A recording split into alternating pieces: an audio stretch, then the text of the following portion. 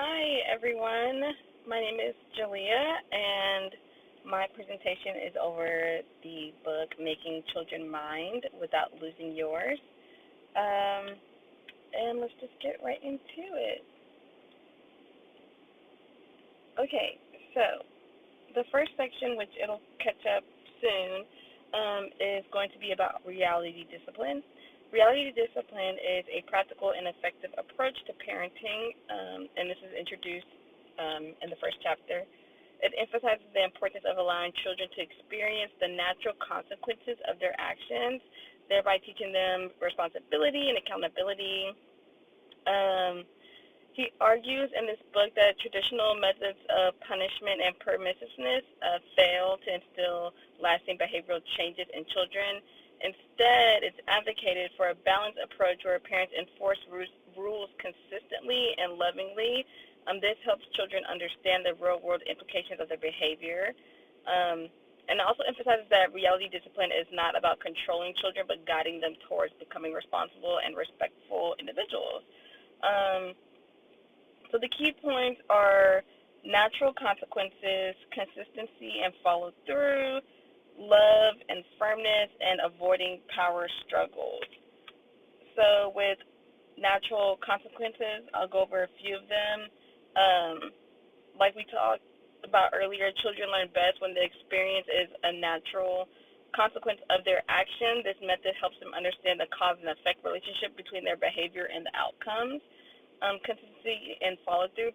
Parents must be consistent in enforcing rules and follow through with consequences to build trust and reliability in the parent-child relationship. Then there is love and firmness. This is a combination um, of two things that parents should maintain.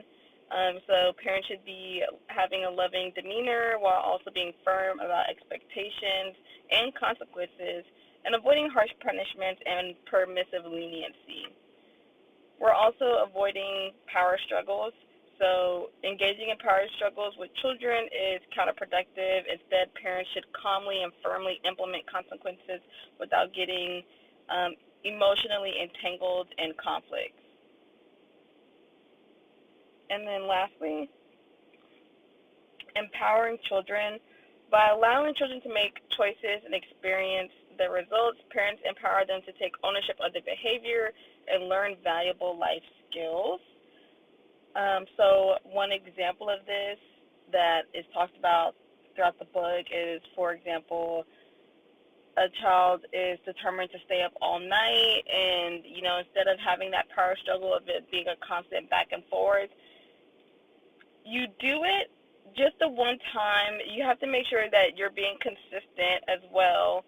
So it's not like a reoccurring thing, but you're being consistent to show them, hey, when you stay up all night, you will be tired in the morning. And it's just a natural consequence. It's like it's letting the world kind of play out in reality, and you ultimately don't have to do anything per se except give them a household where they can make mistakes in safety. So next, who's in charge here? The importance of establishing parental authority and creating a healthy family structure where parents are clearly in charge. It's emphasized in the book that children need parents to provide leadership and boundaries, which helps them feel secure and understand their place within the family. It highlights several key concepts and strategies for maintaining authority effectively. The goal is to create a family environment where children feel secure, as we talked about, so feel secure to make those mistakes. They also know what is expected of them and understand the importance of respecting their parents and the established rules. So, parental authority. Children thrive in environments where parents assert their authority confidently and calmly, and argues that when parents fail to take charge, children may feel insecure and act out to test boundaries. Respect and compliance. Effective parenting involves teaching children to respect authority and comply with rules. This does not mean being authoritarian, but rather being firm and loving, as discussed before.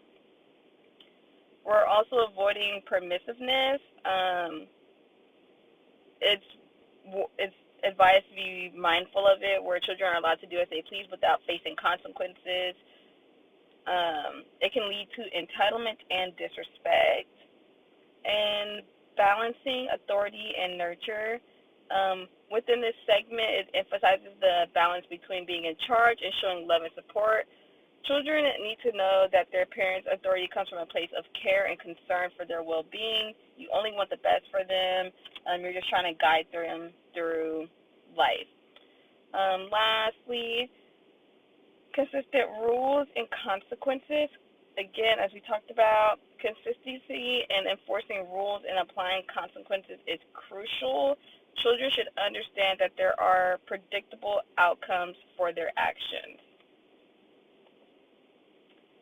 So perception is reality. The concept is that a child's perception is their reality, and that they understand that this is crucial when it comes to parenting. It explains that children view the world and interpret their experience based off their perceptions, which is often different from those of the adults. So when we recognize and address these perceptions, we can help respond effectively to the child's needs and behavior. By understanding and addressing the children's perceptions, parents can create a more harmonious and effective parenting environment, leading to better behavior and stronger parent-child relationship. So the key points in this segment are: you want to understand the perceptions, you want to communicate, have positive reinforcement, and correct any misperceptions. So with understanding perceptions, parents must recognize that a child's behavior is influenced by how they perceive situations. Misbehavior often stems from a child's perception of unmet needs or misunderstandings. Communication. Clear and age-appropriate communication is important. Parents should ensure that the message are understood correctly by their children to avoid misinterpretations that can lead to misbehavior. Reinforcing positive behaviors helps children develop a healthy perception of themselves and their abilities. And correcting any misperceptions, you should gently correct and provide clear understanding. So the formula that works, again, so children need to know that their behavior equals consequences, and explain in this segment, it's crucial for that development to happen.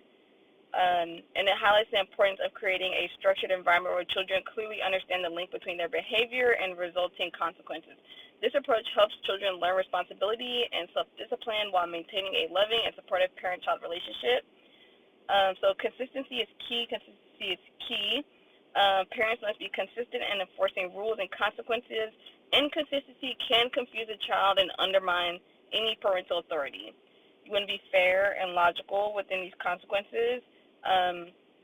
It should be related to the behavior, and it should make them understand, and it should be acceptable to children.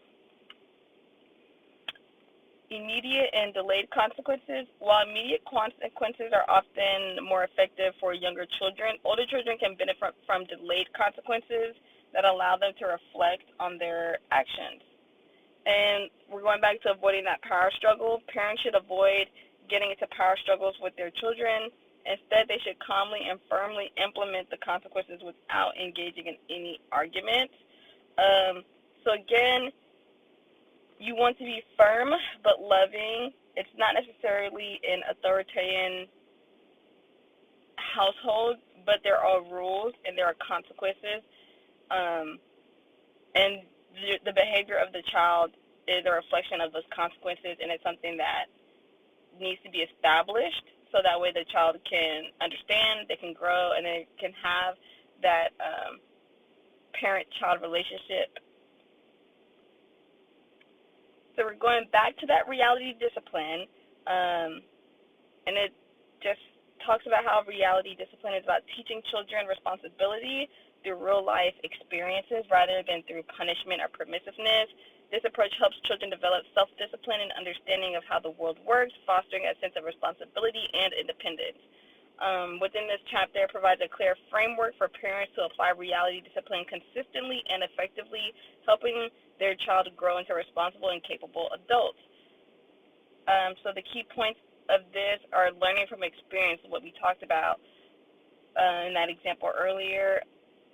your child is adamant about staying up late, you allow it this one time so that way they can learn on their own. Staying up late results in them being tired to take care of their duties the next day. You allow the child to face consequences of their actions and help them learn from their mistakes. This promotes problem-solving skills and personal accountability. Avoiding rescue missions. Parents should not resist the urge to rescue their children from consequences of their actions. Intervening too quickly can prevent the children from learning important life lessons, and it ultimately teaches the child that they can do anything or anything can happen, and the parent will be there to fix it. Suppose you had only one day to live. So within this segment, it presents a thought-provoking exercise where parents imagine they only have one day left to live. This exercise is designed to help parents reflect on what truly matters in the relationship with their children and to prioritize meaningful interactions over everyday distractions and conflicts. Through this exercise, it aims to shift the parents' focus from immediate challenges and frustrations of parenting to the long-term impact of their actions and attitudes. By prioritizing love, communication, and meaningful engagement, parents can foster a healthier and more fulfilling relationship with their children, ultimately guiding them towards becoming responsible and loving individuals. So you're reflecting on priorities, you're having quality time, and you're having effective communication, and it also gives and shows unconditional love. It reinforces the concept of showing unconditional love to children. Parents are reminded to express their love consistently regardless of the child's behavior or circumstances. The communication needs to be open and honest. Parents should strive to listen actively and speak with kindness and empathy. The quality time emphasizes the importance of spending time with their child and focuses on creating memories and building strong emotional connections. It suggests that everyday activities can be an opportunity for a meaningful interaction. So cooking dinner, cleaning up the home, picking up toys, having dinner, anything can be meaningful as long as you are spending that quality time. And reflecting on the priorities, it encourages parents to think about the lasting impact that they want to have on their child. This reflection helps identify core values and behaviors that parents want to model and instill. It's going to catch up in a bit, but then I want to go into the next segment of disarming the dude or dudette with the tude. The challenge of dealing with children who exhibit negative attitudes or attitude problems, quote unquote, are discussed. It's provided practical strategies for parents to effectively manage these behaviors while maintaining a positive and respectful relationship with their children by addressing the underlying causes, modeling positive behaviors, and maintaining clear and consistent boundaries. Parents can help their children develop more positive attitudes and behaviors. So basically what I got from this entire concept is that the parent is going to get what they put out. You get what you give, basically. And so the key points to this are understanding attitudes, consistent consequences, modeling positive behavior, and effective communication. Next, we go to mealtime, bedtime, and other times in between. This is where he tackles common parenting challenges related to daily routines, such as these mealtime, bedtime activities, and it provides practical advice on how to manage these situations effectively, making them smoother and more enjoyable for both the parents and the children. The advice focuses on creating structured, predictable, and positive routines that help children feel secure and understood. By applying these strategies, parents can reduce daily conflicts and foster a more harmonious home environment, making routine activities less stressful and more enjoyable for everyone involved. So with mealtime, setting consistent mealtime schedules, encouraging family meals where everyone sits together without any distractions. Bedtime, you're setting clear rules about bedtime and sticking to them, ensuring the children understand the importance of getting adequate sleep, developing a soothing pre-bedtime routine, such as reading a book or having quiet conversation to signal that bedtime is approaching. Other times in between involves children in the process of setting up routines, increasing their sense of ownership and responsibility, using positive reinforcement and praise to encourage compliance and cooperation. The book stresses how much children actually crave structure, to the point where there has been experiments and tests where children are given the opportunity to eat whatever they want in the cafeteria for a week. And of course, in the beginning, the children are eating all the cookies, all the snacks, all the unhealthy things and picking out. But as time goes on, they naturally develop to their more nutritional meals that their parents would have provided for them, or the lunch would have provided for them, because they do crave that that structure, and they understand that that structure means that your parents care. You just don't allow them to do anything because you care about them, you care about their well-being. And of course, you want to get the best out of your kids. This is where it is focused on strategies for parents to bring out the best in their children, emphasizing the importance of positive reinforcement, setting high expectations, and fostering an environment where children can thrive. So positive reinforcement should be immediate and directly tied to the behavior to make the connection clear. Specific praise is more effective than general praise. For example, saying, "I appreciate how you clean your room," without being asked is better than just saying, "Good job." Setting high expectations. Parents should be supportive and provide the necessary resources and encouragement to help children meet these expectations.